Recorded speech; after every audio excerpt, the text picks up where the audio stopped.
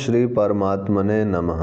श्री चैतन्य चरित्रावली अध्याय राय रामानंद से साधन संबंधित प्रश्न।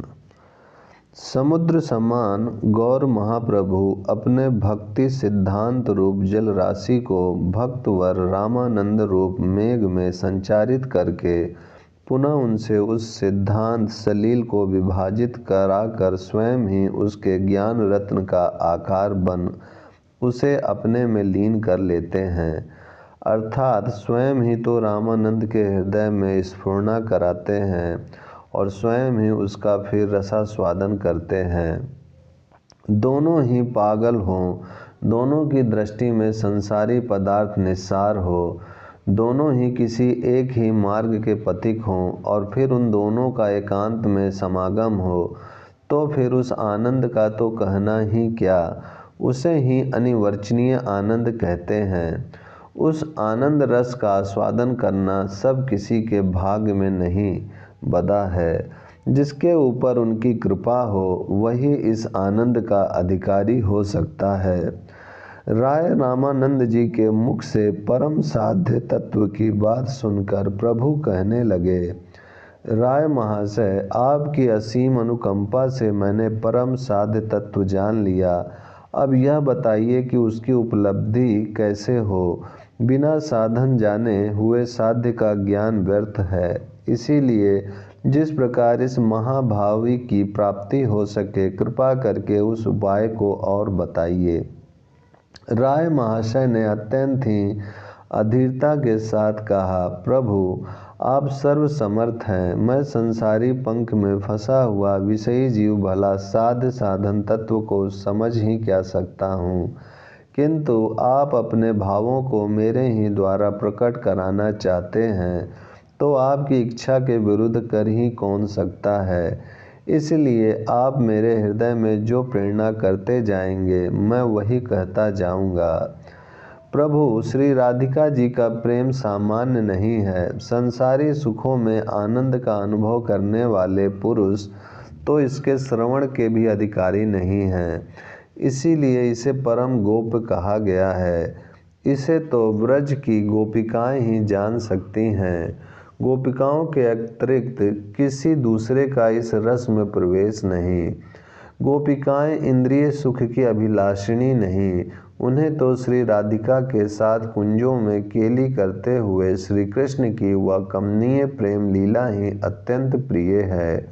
अपने लिए वे कुछ ना चाहती, उनकी संपूर्ण इच्छाएं, संपूर्ण भावनाएं, संपूर्ण चेष्टाएं और मन, वाणी तथा इंद्रियों की संपूर्ण क्रियाएं उन प्यारी प्यारे के विहार के ही निमित्त होती है, जो उस अनिवर्चनीय रस का आस्वादन करना चाहते हैं। उन्हें अपनी संपूर्ण भावनाएं इसी प्रकार त्यागमय और निस्वार्थ बना लेनी चाहिए। गोपी भाव को धारण किए बिना कोई उस आनंद अमृत का पान ही नहीं कर सकता। गोपियों के प्रेम में संसारिकता नहीं है, वह विशुद्ध है, निर्मल है, वासना रहित और इच्छा रहित है। गोपियों के विशुद्ध प्रेम का ही नाम काम है। इस संसारी काम को काम नहीं कहते, उस दिव्य प्रेम भाव का ही नाम यथार्थ में काम है, जिसकी इच्छा उद्धव आदि भक्तिगण भी निरंतर रूप से किया करते हैं। कोई चाहे कि जब से तब से वेद अभ्यास अथवा यज्ञ याग द्वारा हम उस रस सागर में प्रविष्ट होने के अधिकारी बन जाएंगे, तो यह उनकी भूल है।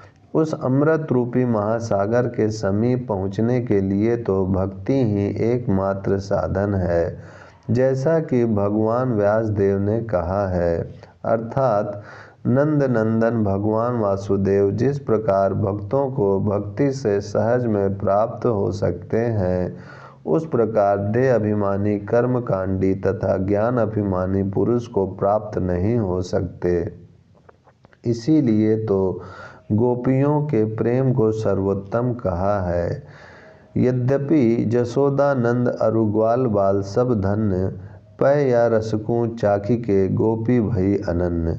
गोपियों के प्रेम की बराबरी कौन कर सकता है। रास विलास के समय जिनके भुजदंडों का आश्रय ग्रहण करके जो गोपिकाएं धन्य बन चुकी हैं, उनकी पदधूलि के बिना कोई प्रेम का अधिकारी बन ही नहीं सकता। प्रभु ने राय महाशय की भूरी भूरी प्रशंसा की। इसी प्रकार रात भर दोनों में बातें होती रहीं। रोज प्रातः काल रात्रि समझकर चकवा चकवी की भांति दोनों ही पृथक हो जाते थे और रात्रि को दिन मानकर दोनों ही फिर उस प्रेम सरोवर के समीप एकत्रित हो जाते थे। इस प्रकार कई दिनों तक सत्संग और साध्य साधन निर्णय होता रहा। एक दिन प्रभु ने राय महाशय से कुछ अत्यंत ही रहस्यमय गूढ़ प्रश्न पूछे, जिनका उत्तर राय ने भगवत प्रेरणा से जैसा मन में उठा वैसा यथा तथ्य दिया। प्रभु ने पूछा, राय महाशय, मुझे संपूर्ण विद्याओं में श्रेष्ठ परा विद्या बताइए, जिससे बढ़कर दूसरी कोई विद्या ही ना हो। राय ने कुछ लज्जित भाव से कहा, प्रभु मैं क्या बताऊं, श्री कृष्ण भक्ति के अतिरिक्त और सर्वोत्तम विद्या हो ही कौन सकती है। उसी के लिए परिश्रम करना सार्थक है, शेष सभी व्यर्थ है। श्री कृष्णयोति रस्यायानम रसपरम शून्यो किम मनः श्रमः। प्रभु ने पूछा, सर्वश्रेष्ठ कीर्ति कौन सी कही जा सकती है। राय ने कहा, प्रभु श्री कृष्ण के संबंध से लोगों में परिचय होना यही सर्वोत्तम कीर्ति है। प्रभु ने पूछा, अच्छा ऐसी सर्वश्रेष्ठ संपत्ति कौन सी है जिसके सामने सभी संपत्तियां तुच्छ समझी जा सकें। राय ने उत्तर दिया, श्री निकुंज बिहारी राधा वल्लभ की अविरल भक्ति जिसके हृदय में विद्यमान है, वही सर्वश्रेष्ठ संपत्तिशाली पुरुष है। उसकी समता का पुरुष त्रिभुवन में कोई नहीं हो सकता। प्रभु ने पूछा, मुझे यह बताइए कि सबसे बड़ा दुख कौन सा है। ओम शांति शांति शांति।